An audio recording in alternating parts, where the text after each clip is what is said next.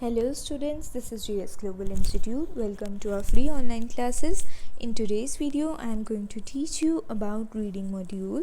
But before that, if you have not subscribed our channel yet, please press subscribe button. And if you want to get updates from our channel, press bell icon too.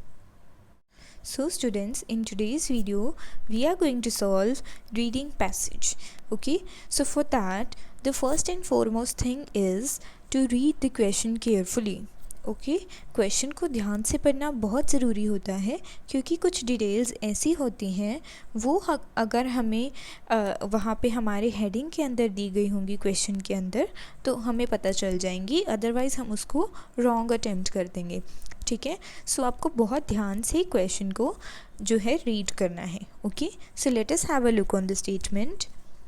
Reading passage 2 has 4 sections, A to D. Choose the correct heading for each section from the list of headings below. Okay, so यहाँ से आपको question की form पता चल गई कि आपका जो क्वेश्चन है वो लिस्ट ऑफ हेडिंग्स की फॉर्म में है. Okay, write the correct number 1 to 6 in the boxes 14 to 17 on your answer sheet. Okay, so मैंने आपको यहाँ पे क्यों बोला था क्वेश्चन को रीड करने के लिए, क्योंकि कई बार यहाँ पे एक एडिशनल लाइन लिखी होती है that you can repeat any of the list of headings. ठीक है, सो उस केस में कई बार हमारा जो लिस्ट ऑफ हेडिंग्स है वो रिपीट हो जाता है और क्योंकि हमने क्वेश्चन में उसको ध्यान से नहीं पढ़ा होता तो हमें आंसर नहीं पता चलता और हमारा जो आंसर है वो गलत हो जाता है. Okay, so that is why it is important to read the question statement. ठीक है, तो अब हम लिस्ट ऑफ हेडिंग्स को कैसे सॉल्व करेंगे. वैसे तो मैंने अपने ट्रिक्स एंड टेक्निक्स में भी आपको बताया था कि आप कैसे कर सकते हो, but still I am letting you here know that जब भी आपने लिस्ट ऑफ हेडिंग्स को सॉल्व करना है तो आप पहले इनको रीड नहीं करोगे, आप पहले क्वेश्चन को रीड करोगे, आई मीन पैसेज को रीड करोगे, उसके बाद इसको ढूंढोगे. ओके, इनमें से ढूंढोगे. यहाँ से आपने देख लेना है कि आपको कौन से पैसेजेस गिवन है, A, B, C and D. Okay, so इससे ज़्यादा लिस्ट ऑफ हेडिंग्स नहीं पूछे गए हैं तो आपने इन्हीं का आंसर देना है. So let us move to the passage को शुरू करने से पहले मैं आपको एक और बात बताना चाहती हूँ कि जैसे जो बाकी के क्वेश्चंस हैं पैसेजेस के अंदर, आपने उनको भी साथ साथ में ही ढूंढना है.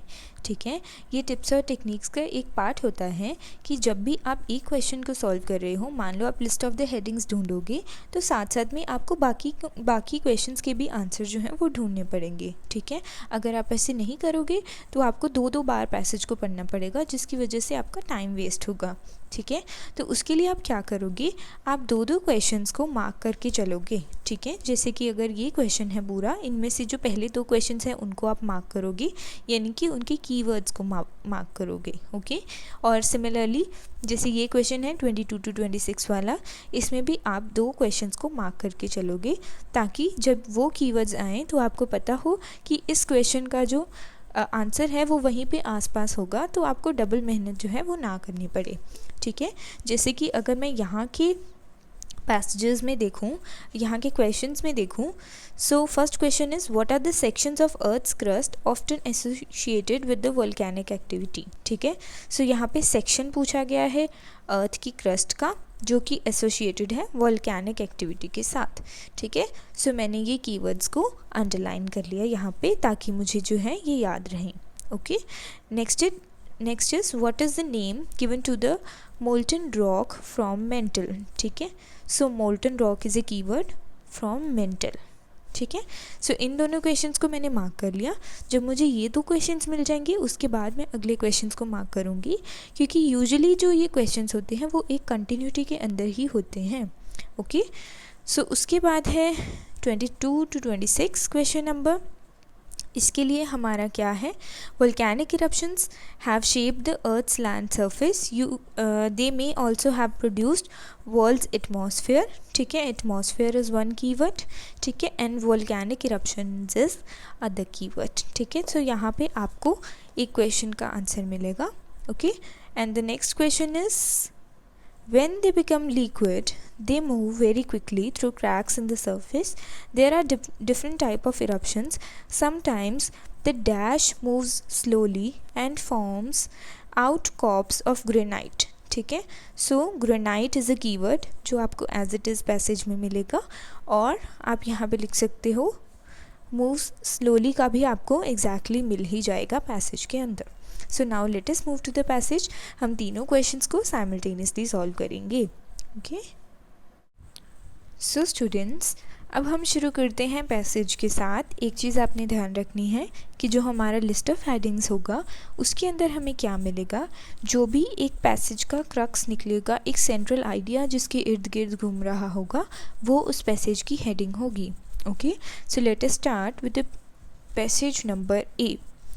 Volcanoes are ultimate earth moving machinery. ठीक है, जो वॉल्केनोज हैं वो अर्थ की मूविंग मशीनरी है ultimate. A violent eruption can blow the top few kilometers of a mountain, scatter fine ash practically all over the globe, and hurl rock fragments into stratosphere to darken the skies a continent way। ठीक है, सो यहाँ पे इन्होंने basically क्या बोला कि जो हमारा वॉल्केनो है, जो हमारी अर्थ का एक पार्ट है, ठीक है, वो ये चीज़ें दिखाता है। क्या करता है, माउंटेन की लेयर को उड़ा देता है फ्यू किलोमीटर्स तक, फाइन ऐश पार्टिकल्स को पूरे स्ट्रेटोस्फीयर में, यानी कि जो एटमॉस्फेयर का पार्ट है उसके अंदर मिक्स कर देता है और स्काई को डार्क कर देता है। ठीक है, सो जब आपने list of the heading solve करने हैं ना, सो आपने ज़्यादा डिटेल में उसके नहीं जाना है, बस मोटा मोटा से देखना है कि कहना क्या चाह रहे हैं। जब हम ज़्यादा डीप चले जाते हैं तो हमें लिस्ट ऑफ हेडिंग्स जो है उनको ढूंढना मुश्किल हो जाता है। ठीक है, जब हम बाकी क्वेश्चंस को देख रहे हैं तब हमें उसको डीप में जाने की ज़रूरत है, लेकिन लिस्ट ऑफ हेडिंग्स में हमको बस एक सेंट्रल आइडिया चाहिए कि किस चीज़ के बारे में बात हो रही है। ओके, सो यहाँ पे उन्होंने खाली एग्जांपल्स दी कि वो क्या क्या कर सकता है और अर्थ का एक जो है इम्पॉर्टेंट मशीनरी है। ठीक है, moving on. But the classic eruption, cone-shaped mountain, Big Bang, mushroom cloud and surges of molten lava, it is only tiny part of global story. Volcanism, the name given to volcanic process, really has shaped the world. ठीक है, सो उन्होंने यहाँ पे फिर से example दी कि ये वाली जो है क्लासिक इरप्शंस हुई हैं, ये वाली जिनके नाम दिए गए हैं। ठीक है, और जो वोल्केनिज़म है वो एक नेम है जो वोल्केनिक प्रोसेस को दिया गया है। ठीक है, और उसने वर्ल्ड को शेप किया है। ठीक है, सो यहाँ पे एक चीज़ आपने ध्यान रखनी है कि बेसिकली अभी तक बात क्या हुई है कि वॉल्केनोज़ ने किया क्या क्या है। ठीक है, और वो एक अर्थ की अल्टीमेटिंग मूविंग मशीनरी की बात हुई है और वो वर्ल्ड को शेप करता है। अभी तक ये 2-3 बातें ही हुई हैं। ठीक है, सो जिस चीज़ का सेंट्रल क्रक्स होगा, जो इस चीज़ का सेंट्रल क्रक्स होगा वही इसका आंसर होगा, यानी कि जिसके इर्द गिर्द बात जो है वो ज़्यादा घूमेगी वही इसका एग्जैक्ट आंसर होगा। Okay, eruptions have rifted continents, raised mountain chains, constructed islands and shaped the topography of the earth, and the entire ocean floor has a basement of volcanic basalt। ठीक है, सो इरप्शंस ने ये काम जो है वो किए हैं। अब हमने एक चीज़ का ध्यान रखना है कि हम पहले एक क्वेश्चन को रीड करके आए हैं जहाँ पे प्लेस प्रोड्यूस करने की बात हुई है। ठीक है, किस चीज़ को, एटमॉस्फेयर और एक और चीज़ को। सो उस चीज़ का अब हमने यहाँ पे ध्यान रखना है। यहाँ पे कहीं पे एटमॉस्फेयर की बात नहीं हुई है, so we need not to worry, क्योंकि कुछ भी अभी तक यहाँ पे नहीं आया है। ठीक है, लेकिन जैसे ही एटमॉस्फेयर की बात आएगी तब हमने थोड़ा सा अलर्ट हो जाना है कि हो सकता है हमें किसी और क्वेश्चन का आंसर इस पैसेज के अंदर मिल रहा है। Okay, Volcanoes have not only made the continents, they are also thought to have made world's first stable atmosphere। So यहाँ पे हमें हमारा कीवर्ड मिल गया एटमॉस्फेयर। सो हमारा जो आंसर है वो भी यहीं कहीं पे होना चाहिए। And provided all the waters for the oceans, rivers and ice caps। ठीक है, सो यहाँ पे हमें हमारा आंसर मिल गया कि उन्होंने वाटर दिया है और ओशंस भी दिए हैं। ठीक है, सो अब हम चलते हैं हमारे क्वेश्चन के ऊपर। हमारा क्वेश्चन क्या था, volcanic eruptions have shaped the earth's land surface. इस चीज़ की बात अभी तक हो चुकी है। ठीक है, they may have also produced the world's atmosphere and, so यहाँ पे हमारा आंसर क्या हो गया, या तो द वाटर्स हो सकता है या फिर द ओशंस हो सकता है। Both are correct here. ठीक है, क्योंकि जहाँ पे वर्ड वाटर आ जाता है उसका मतलब ही वाटर बॉडी हो जाता है। ठीक है, सो मूविंग ऑन। अब हमें इस क्वेश्चन का नेक्स्ट तरफ देखना है जिसका कीवर्ड क्या था, मूव्स स्लोली और ग्रेनाइट। ठीक है, सो मूविंग ऑन। अब हमें लिस्ट ऑफ हेडिंग पे ही फोकस करना है। There are now about 600 active volcanoes. Every year add 2 or 3 cubic kilometers of rock of the continents. ठीक है, so यहाँ पे क्या बात हुई है कि एटमॉस्फेयर बना है और 600 वॉल्केनोज जो हैं वो एक्टिव हैं. ठीक है, imagine a similar number of volcanoes smoking away for the last 3500 million years. That is enough rock to explain the continental crust. ठीक है, तो इसमें कुछ भी हमारे अभी तक काम का नहीं था. What comes out of volcanic crater is mostly gas. More than 90% of this gas is water vapors from the deep earth, enough to explain over 3500 million years the water in the ocean. ठीक है, तो ये यहाँ पे क्या कहना चाह रहे हैं कि जो वॉल्केनिक इरप्शंस होती हैं उसमें 90% जो है वो गैसेस होती हैं. ठीक है, वो गैस की फॉर्म 90% जो गैस होती है वो वाटर वेपर्स की फॉर्म में होती है और वो 3500 मिलियन ईयर्स से वाटर बन के उसके अंदर ही हैं, डीप इनसाइड द ओशन. वही जो है वाटर वेपर्स बन के बाहर आते हैं. ठीक है, the rest of the gas is nitrogen, carbon dioxide, sulphur dioxide, methane, ammonia and hydrogen. The quantity of these gases again multiplied over 3500 million years is enough to explain the mass of world's atmosphere. ठीक है, सो यहाँ पे basically उन्होंने ये बताया कि atmosphere बना कैसे है. We are alive because volcanoes provide the soil, air and water we need. ठीक है, सो यहाँ पे फिर से उन्होंने वही बात कह दी कि जो वोल्केनोज हैं उन्होंने सॉइल, एयर एंड वाटर को बनाया है, तभी हम यहाँ पे रह रहे हैं. ठीक है जी, सो अगर आप यहाँ पे देखो इसमें भी उन्होंने वर्ल्ड को बनाने की बात की, यहाँ पे भी शेप द वर्ल्ड की बात हुई है, यहाँ पे भी अर्थ मूविंग मशीनरी है वॉल्केनोज. ठीक है, और इस पैसेज में भी उन्होंने यही बोला है कि वॉल्केनोज ने अर्थ को बनाया है. ठीक है, सो हमारा जो लिस्ट ऑफ हेडिंग्स है उसका आंसर जो है वो इसी चीज़ के आसपास होना चाहिए, अर्थ से रिलेटेड होना चाहिए. ठीक है, यानी कि हमारी दुनिया के साथ वो रिलेटेड होना चाहिए. So now let us move to the list of headings और हम देखते हैं कि इनमें से क्या जो है वो करेक्ट आंसर हो सकता है. सो अब हम देखते हैं इनमें से क्या करेक्ट आंसर हो सकता है. ठीक है, कॉजेज़ ऑफ वॉल्केनिक इरप्शंस अभी तक तो नहीं आए हैं कॉजेज़. ठीक है, क्योंकि अभी तक तो हमने वॉल्केनोज़ को की जो बात की है वो अर्थ को बनाने की ही हुई है. ठीक है, efforts to predict volcanic eruptions नहीं, अभी तक प्रिडिक्ट तो नहीं किया है. Volcanoes and the features of our planet. ठीक है, सो इस पैसेज में this is the correct one, क्योंकि हमारे प्लानट की और वॉल्केनोज़ की बात हुई है. ठीक है, कैसे हुई थी, क्योंकि अगर आपने ध्यान दिया हो तो उसमें गैसेस के मिक्सचर की बात हुई थी और एटमॉस्फेयर को बनाने की बात हुई थी. ठीक है, फिर ये बताया गया था कि सॉइल, एयर और वाटर जो है वो सारा कुछ वॉल्केनो से ही आया है. So this is the correct answer. Okay, so answer is 3. So now let's move on to the next paragraph. Geologist consider the earth as having a molten rock.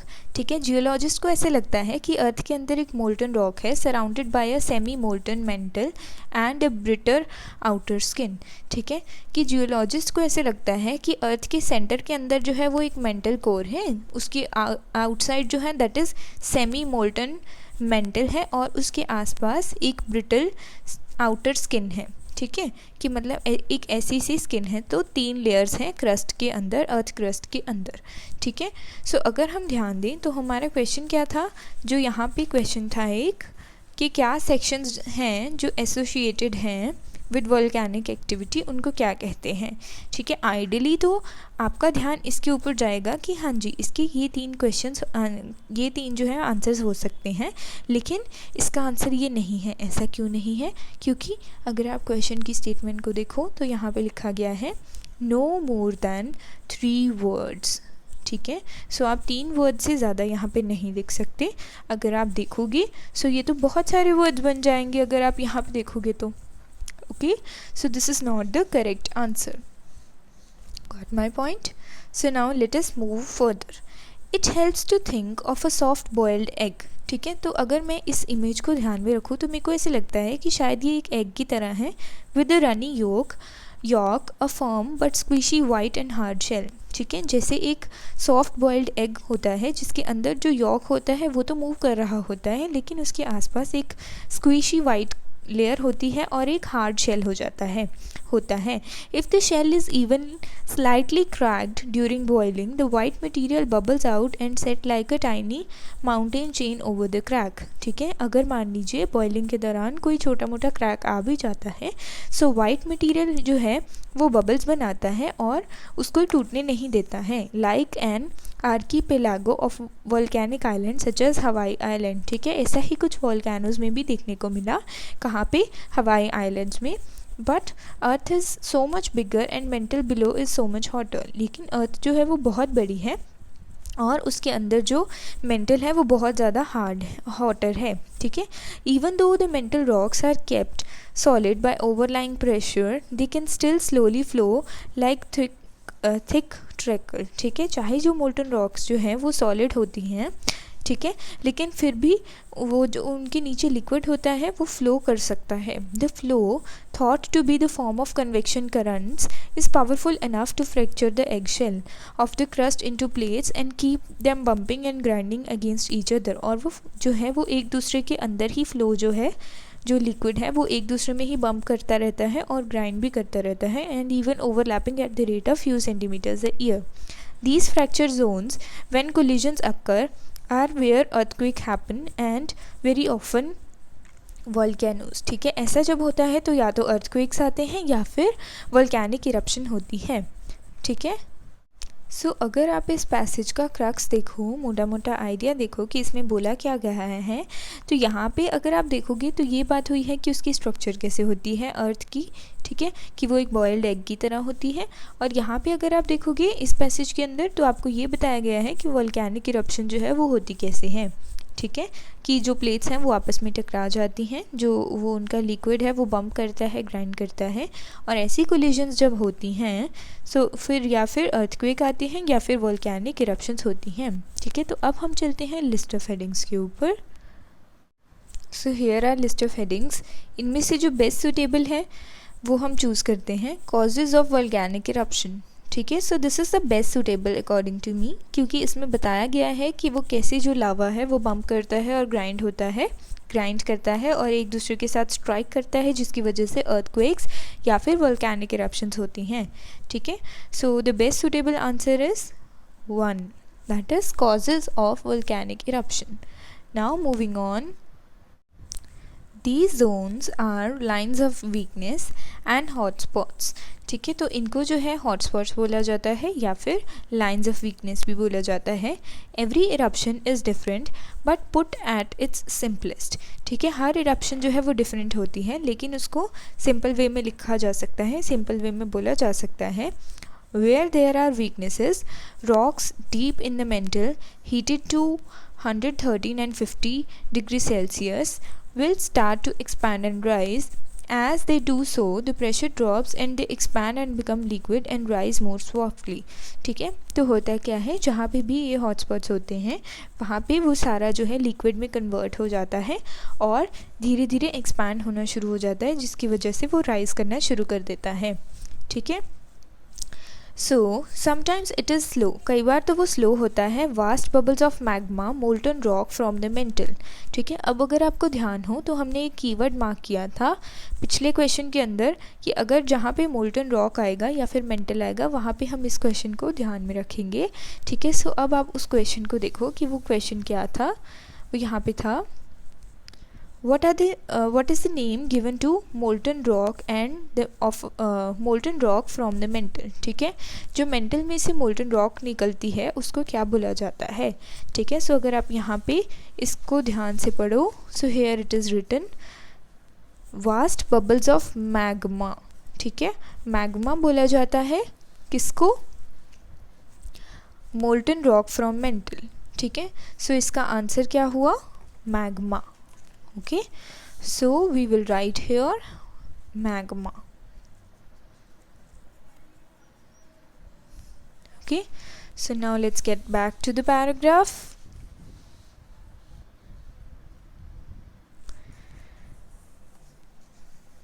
Inch towards the surface, cooling slowly to show through as granite extrusions। ठीक है, so यहाँ पे granite एक्सट्रूशंस आ गया। So that means granite जो है वो एक keyword था जो हमने एक क्वेश्चन में नोट किया था। अब हम उस क्वेश्चन की तरफ चलेंगे। ठीक है, वो क्वेश्चन क्या था, यहाँ पे था When they become liquid, जब वो लिक्विड में कन्वर्ट हो जाते हैं, they move more quickly through cracks in the surface. There are different types of eruptions. ठीक है, eruptions जो हैं वो different types की होती हैं।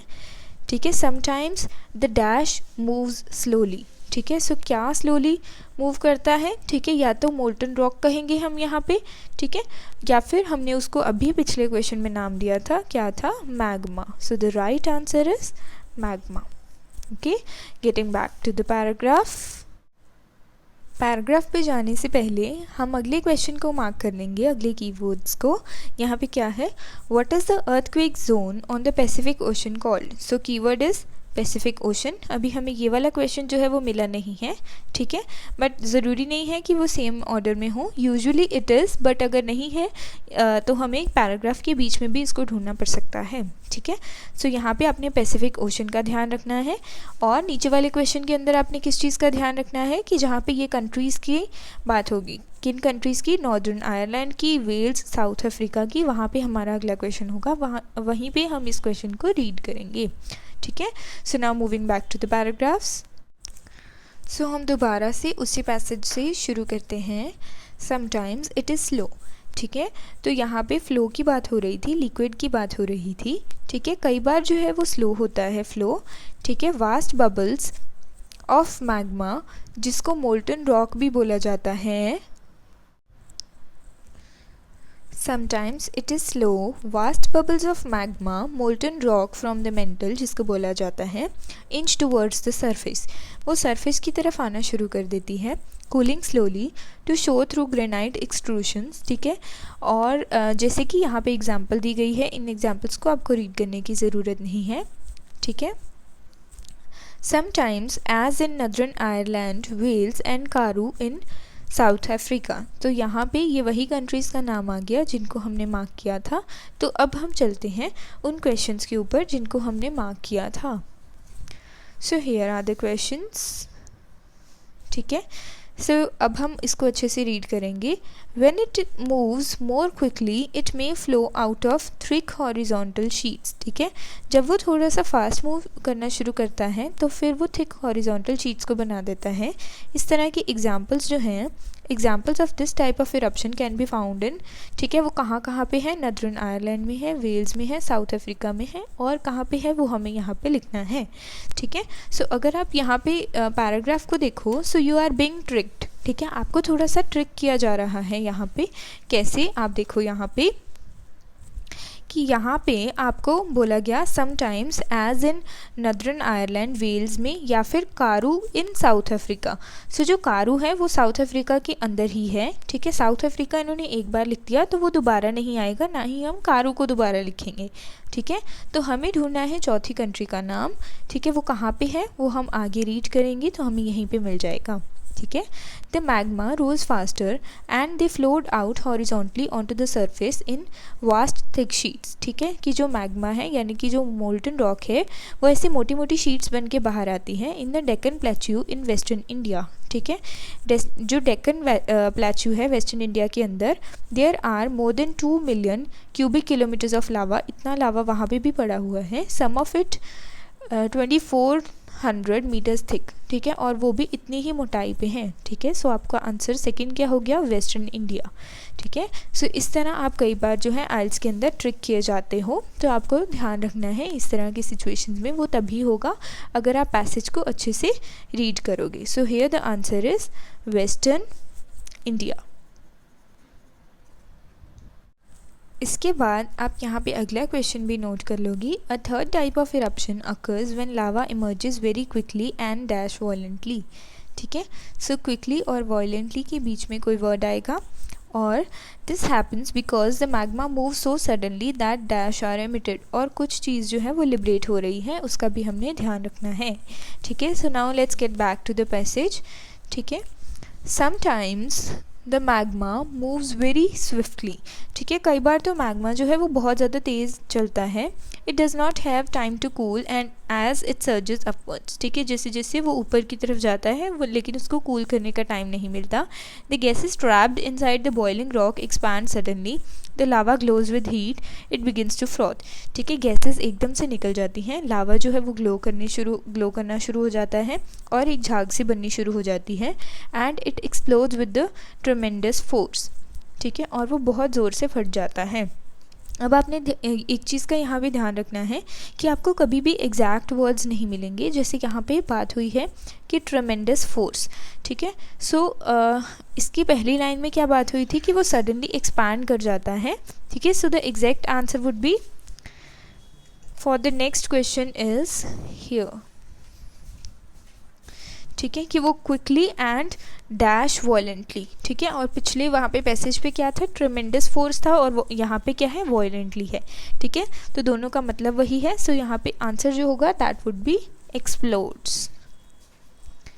Okay, and what is the next thing, this happens because of magma move so suddenly that dash are emitted.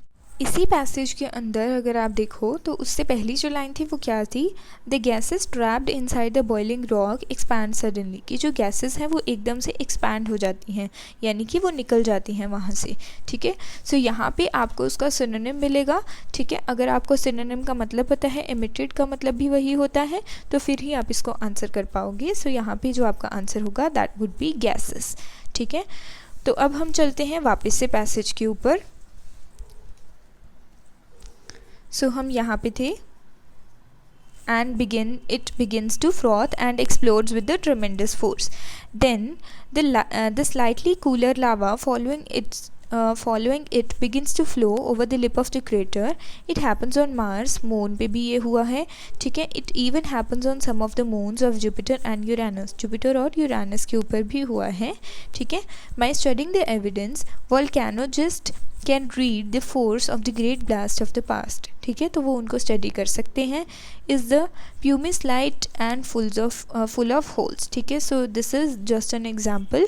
ठीक है, जिस चीज़ की वो बात कर रहे हैं इस पर हमको इतना ध्यान देने की ज़रूरत नहीं है, अनटिल और अनलेस वो हमारे क्वेश्चन में ना पूछा गया हो। ठीक है, हमारे क्वेश्चन में इस चीज़ की कोई बात नहीं हुई है तो हम इसके ऊपर भी इतना ध्यान नहीं देंगे।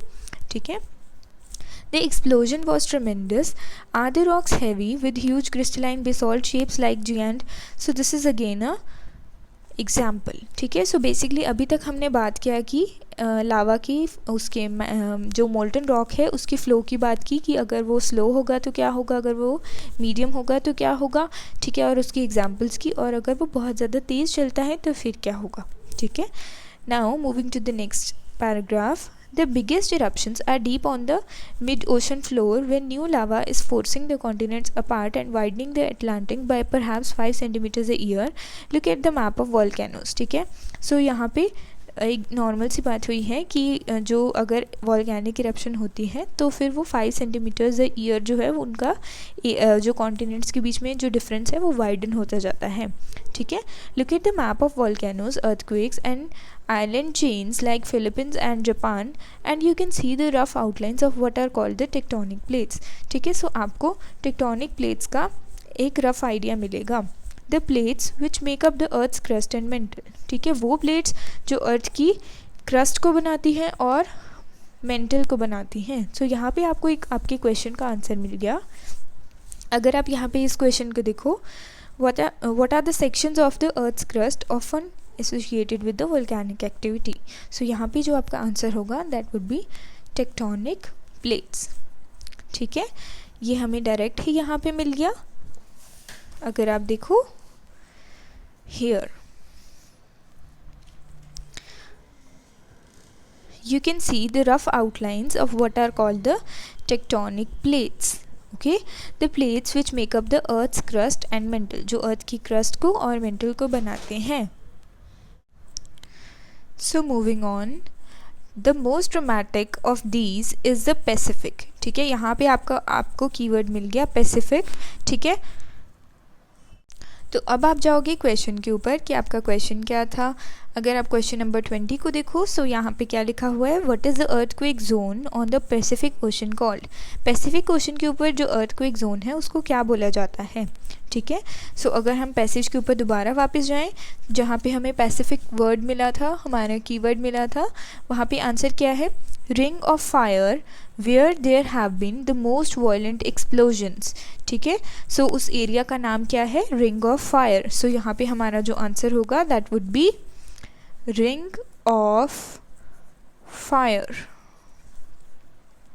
ओके, सो अब हम अगला क्वेश्चन भी यहीं पे रीड करेंगे। For how many years did mount Pinatubo remained inactive, ठीक है। सो माउंट पिनाटुबो कितनी देर तक इनएक्टिव रहा, उस चीज़ को भी हम यहीं पे ढूंढेंगे।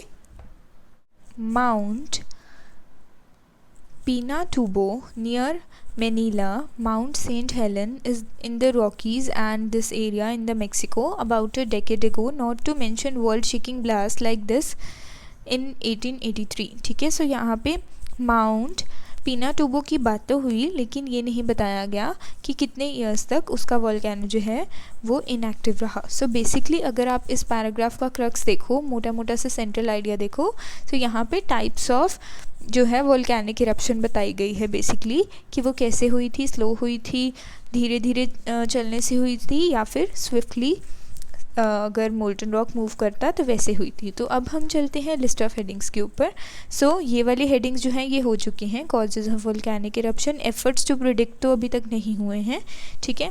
यहाँ पे एग्जैक्टली हमें मिल रहा है different types of volcanic eruptions, but still अगर हम बाकी के पॉइंट्स को भी कंसिडर करें, इंटरनेशनल रिलीफ एफर्ट्स की बात नहीं हुई है, the unpredictability of volcanic eruption की भी बात नहीं हुई है, ठीक है। So the best suitable is different type of volcanic eruption. So the answer is fourth here, okay।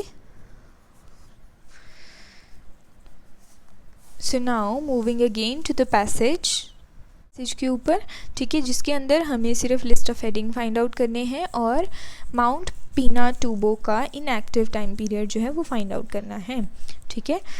सो हम यहाँ से स्टार्ट करते हैं। But volcanoes are not very predictable, volcanoes जो हैं वो प्रिडिक्टेबल नहीं होते हैं। That is because geological time is not like human time. During quiet periods volcanoes cap themselves with their own lava by forming a powerful cone from the molten rock sloping over the rim of the crater. Later the lava cools slowly into a huge hard stable plug which blocks any further eruption until the pressure below becomes irresistible. In the case of Mount Pinatubo, it took 600 years. ठीक है। सो यहाँ पे बात क्या हो रही है कि जो वोल्केनोज है वो बहुत ही ज़्यादा अनप्रिडिक्टेबल होते हैं। कैसे? क्योंकि उनकी ड्यूरेशन का नहीं पता चलता है और जियोलॉजिकल टाइम जो है वो कभी भी ह्यूमन टाइम के साथ जो है वो मैच नहीं करता है, ठीक है। होता क्या है कि जैसे ही वोल्केनोज फटते हैं उसके बाद वो खुद को ही कैप कर लेते हैं। कैसे? जो उनका लावा होता है वो उनके फेस के ऊपर होता है, जिसको क्रेटर बोला जाता है, ठीक है। उसके ऊपर ही उसकी एक लेयर रह जाती है और वो लेयर जो है वो धीरे धीरे बड़ी होती जाती है, हार्ड होती जाती है और एक प्लग की तरह काम करती है। और जितनी देर तक प्रेशर जो है वो इररेजिस्टिबल नहीं हो जाता तब तक जो है वो नहीं फटते हैं, ठीक है। और माउंट पिनाटुबो में उसने कितना टाइम लिया था? 600 ईयर्स लिए थे, ठीक है। So this is our answer, ठीक है, जो हम ढूंढ रहे थे कि कितनी देर तक वो इनएक्टिव रहा। सो इसका आंसर है 600 years, okay. So now we are going to move towards the list of headings, ठीक है। तो अभी तक हमें क्या पता चला कि ये अनप्रिडिक्टेबल है, ठीक है, और माउंट पिनाटुबो में उसने 600 ईयर्स लिखे थे, ठीक है। फिर वो अनप्रिडिक्टेबिलिटी की ही बात करते हैं। Then sometimes with only a small warning, ठीक है, कई बार तो स्मॉल वार्निंग ही मिलती है, जैसे कि the mountain blows it stop it did this at Mont Pelee in, तो इस जगह के ऊपर वो हुआ एट 7:49 AM को और इस दिन को हुआ, ठीक है। Of a town of 28,000 only 2 people survive, ठीक है। 28,000 में से सिर्फ 2 लोग ही बचे, ठीक है। फिर एक और एग्जाम्पल यहाँ पे देता है कि 1815 में क्या हुआ था। सो 1815 में क्या हुआ? A sudden blast removed top 1280 metres of mount Tambora in Indonesia. तो इंडोनेशिया में भी एक इरप्शन हुई। The eruption was so fierce that dust thrown into the stratosphere darkened the skies, cancelling the following summer in the Europe and North America. Thousands starved as the harvest failed after the snow in the June and frost in the August.